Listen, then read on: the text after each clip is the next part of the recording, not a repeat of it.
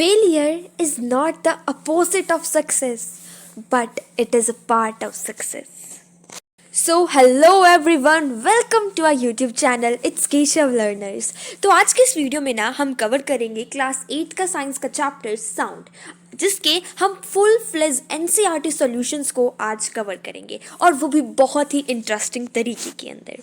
सो हम स्टार्ट करते हैं सबसे पहले एक्सरसाइज क्वेश्चन से, यानी कि जो सबसे पहले हमारे पास है वो है चूज द करेक्ट आंसर। तो अब हमें बताना है साउंड यानी कि आवाज़। तो जो हमारी साउंड है वो ट्रैवल करती है गैसेस के अंदर, सॉलिड के अंदर, लिक्विड्स के अंदर या फिर सॉलिड, लिक्विड और गैसेस तीनों के अंदर। सो बेसिकली इसका आंसर हो जाएगा सॉलिड, लिक्विड एंड गैसेस, क्योंकि जो हमारी साउंड होती है उसको कोई ना कोई मीडियम की ज़रूरत होती है, कोई ना कोई मीडियम रिक्वायर्ड होता है साउंड को ट्रैवल करने के लिए। तो तीनों ही एक मीडियम है, सॉलिड भी, लिक्विड भी और गैस भी। तो इसका सही आंसर हो जाएगा D, that is the solid, liquids and gases. आगे हमारे पास है which of the following is likely to have the minimum frequency. अब हमें बताना है कि इन चार ऑप्शंस में से जो है किसकी मिनिमम फ्रीक्वेंसी होगी। तो अगर मैं बात करूं कि फ्रीक्वेंसी की अगर हम निकालेंगे कि किसकी कितनी फ्रीक्वेंसी है, उसके लिए एक बेसिकली फॉर्मूला हमारे पास होता है कि जिसकी जितनी ज़्यादा पिच होगी वो उससे अगर हम फ्रीक्वेंसी को अगर हम कैलकुलेट करें तो उसके डायरेक्टली प्रोपोर्शन होता है, यानी कि pitch is directly proportion to the frequency of sound. तो अगर जिसकी लोअर पिच होगी वो डायरेक्टली प्रोपोर्शनल होगा किसके, फ्रीक्वेंसी ऑफ साउंड के। सो बेसिकली कोई भी एक मैन होता है उसकी जो पिच होती है वो बहुत ज़्यादा लो होती है और दैट इज़ एक inversely directly proportional to the frequency of sound. So इसका सही आंसर हो जाएगा अ मैन। देन हमारे पास है हमें इनमें से जो है टिक द करेक्ट आंसर्स जो है यानी कि ट्रू और फॉल्स हमें वो जो है चूज करने हैं। इसका मतलब हमें जो स्टेटमेंट है उसमें हमें ट्रू लिखना है, जो गलत है उसमें हमें फॉल्स लिखना है। सो सबसे पहले हमारी जो स्टेटमेंट दी हुई है इन्होंने वो है sound can not travel in vacuum. तो उन्होंने कहा है कि वैक्यूम के अंदर जो साउंड है वो ट्रैवल नहीं कर सकती। तो बिल्कुल ये सही है, क्योंकि साउंड वैक्यूम में इसलिए ट्रैवल नहीं करेगी क्योंकि उसे ट्रैवल करने के लिए किसी मीडियम की जरूरत होती है and vacuum is not a medium. Then हमारे पास क्वेश्चन है कि द नंबर ऑफ ऑसिलेशंस, यानी कि जो ऑसिलेशंस के नंबर है हर एक सेकंड के अंदर किसी भी वाइब्रेटिंग ऑब्जेक्ट के, उसे हम टाइम पीरियड बोलते हैं। So number of oscillations time period नहीं होता, नंबर ऑफ जो ऑसिलेशंस होते हैं वो फ्रीक्वेंसी होती हैं और जो टाइम लगता है बेसिकली ऑसिलेशंस को कंप्लीट करने के लिए वो टाइम पीरियड होता है। तो number of oscillations is not the time period, number of oscillations is the frequency. So इसका आंसर हो जाएगा फॉल्स। देन हमारे पास है कि अगर सिंपलेस्ट एम्पलीट्यूड किसी भी वाइब्रेशन का बहुत ही ज़्यादा है, यानी कि कोई भी वाइब्रेशन है उसका जो सिंपलेस्ट एम्पलीट्यूड है वो बड़ा है यानी कि लार्ज है, तो जो साउंड है वो फीबल होगी। तो ये बिल्कुल गलत है, क्योंकि अगर फीबल साउंड है तो उसका जो एम्पलीट्यूड होगा वो भी बहुत ज़्यादा स्मॉल होगा, ना कि बहुत ज़्यादा लार्ज। सो एम्पलीट्यूड क्या होता है? एम्पलीट्यूड का मतलब होता है जो साउंड वेव्स है उसकी height.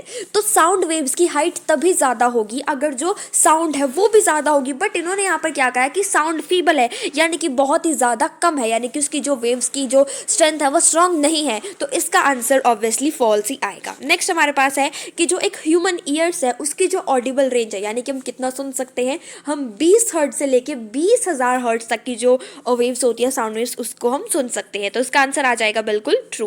Then we have the lower of frequency of vibration the higher the pitch, यानी कि इन्होंने क्या कहा है कि जितनी ज्यादा कम फ्रीक्वेंसी होगी वाइब्रेशंस की उतनी ही ज्यादा हाई पिच होगी। तो ये बिल्कुल गलत है।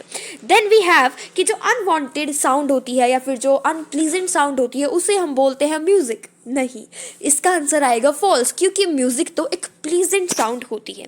Then we have noise pollution because partial hearing importance, यानी कि इन्होंने क्या कहा है कि जो नॉइस पॉल्यूशन होता है उसकी वजह से बहुत ही ज़्यादा पार्शियल हियरिंग, यानी कि इसका मतलब है कि हमारी जो सुनने की क्षमता है वो पार्शियली या फिर कंप्लीटली, यानी कि आधी या फिर पूरी तरीके से जो है वो ख़त्म हो सकती है। सो ये बिल्कुल ट्रू है।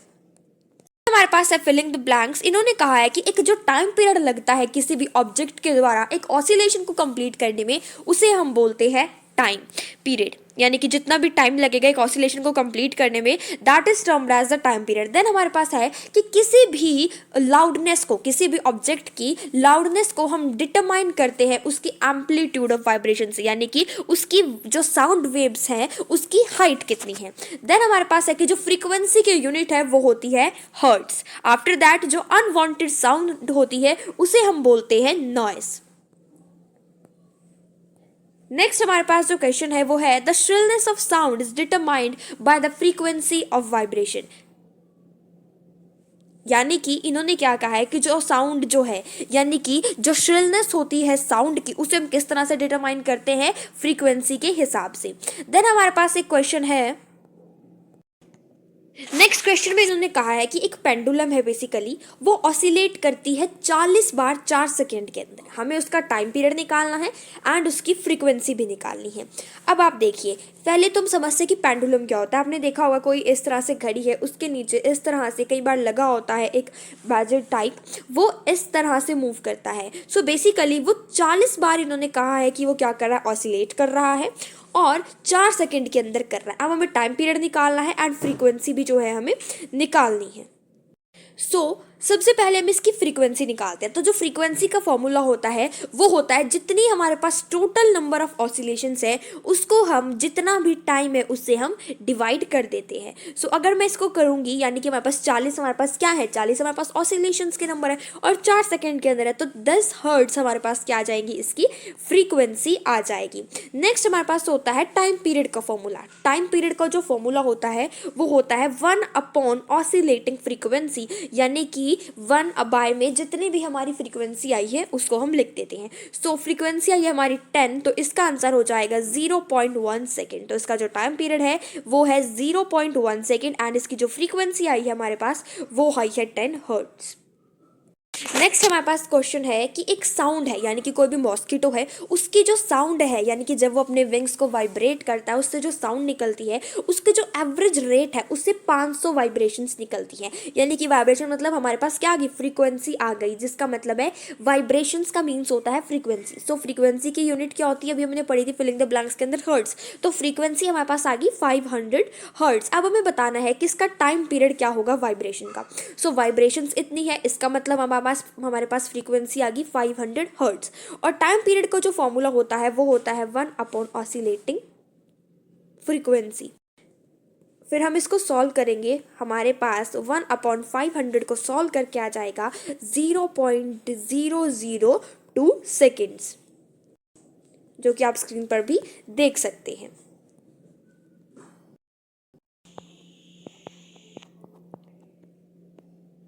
देन हमारे पास क्वेश्चन है कि हमें आइडेंटिफाई करना है, हमें कुछ 3 पार्ट्स दिए हुए हैं, हमें उनमें से आइडेंटिफाई करना है कि उनमें से कौन सा ऐसा जो है बेसिकली पार्ट है जो साउंड प्रोड्यूस करता है। तो सबसे पहले हमारे पास है ढोलक। तो देखो बेसिकली ढोलक जो है उसके अंदर एक स्ट्रेच्ड मेम्ब्रेन टाइप कुछ होता है, ठीक है, जिसे बेसिकली हम हेड वगैरह बोलते हैं।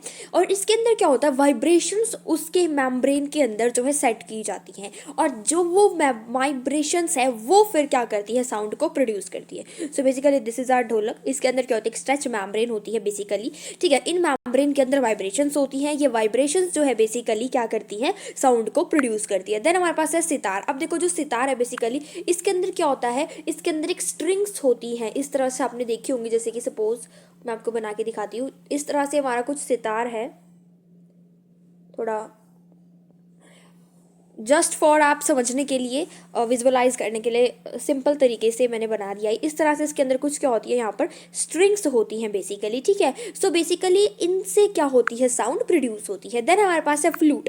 तो अभी आप सबने देखा होगा बांसुरी, इसके अंदर कुछ इस तरह से हमारे पास क्या होते हैं, एयर कॉलम्स होते हैं इसके अंदर, जो बेसिकली क्या करते हैं, साउंड को प्रोड्यूस करते हैं। देन हमारे पास क्वेश्चन है कि नॉइस और म्यूजिक के अंदर डिफरेंस क्या है। तो देखो नॉइस क्या एक अनप्लीजेंट साउंड होती है बेसिकली, जो इर्रेगुलर वाइब्रेशन यानी कि जो बेकार की वाइब्रेशंस होती है उनसे बेसिकली जो जनरेट होती है नॉइस, एंड जो म्यूजिक है वो एक प्लीजेंट साउंड होती है बेसिकली, जिसे हमें सुनने में भी जो है मज़ा आता है। और हाँ, ये सच बात है कि कई बार जो है म्यूजिक भी क्या हो जाता है, नॉइस जो है वो बन जाता है जब हम लाउड स्पीकर्स के थ्रू क्या करते हैं, म्यूजिक को सुनते हैं। देन हमारे पास है हमें कुछ जो है बेसिकली सोर्सेज बता रहे हैं नॉइस पॉल्यूशन के हमारे सराउंडिंग्स के अंदर। तो आप खुद इसे देख सकते हैं कि हॉर्न्स की व्हीकल्स में जो हॉर्न्स होते हैं उसकी साउंड, मशीन्स की साउंड, स्पीकर्स जो बड़े बड़े लाउड स्पीकर्स होते हैं उसकी साउंड, बेसिकली कुछ ऐसे सोर्स है जो नॉइस पॉल्यूशन क्रिएट करते हैं हमारे सराउंडिंग के अंदर। देन हमारे पास है हमें बताना है कि किस तरीके से जो नॉइस पॉल्यूशन है बेसिकली वो हमारे कानों के लिए हार्मफुल होता है। तो देखो, जो नॉइस पॉल्यूशन है वो बहुत ज़्यादा हार्मफुल होता है ह्यूमंस के लिए,